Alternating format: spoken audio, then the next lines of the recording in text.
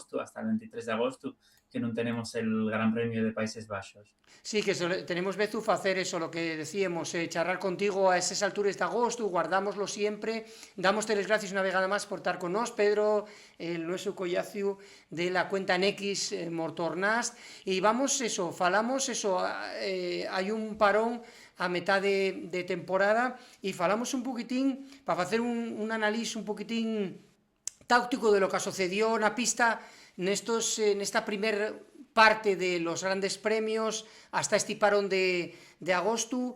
Eso, para ir entrando en farina, Pedro, llegamos a este parón de agosto, ¿qué nota pones a esta primer mitad de temporada 2026? ¿Cumplió con estas expectativas? ¿Voy a por los estos que nos fais? ¿O qué nos cuenta? A ver, cuéntanos que nos presta. De que nota y pongo, Poca, mala, malísima. malísima.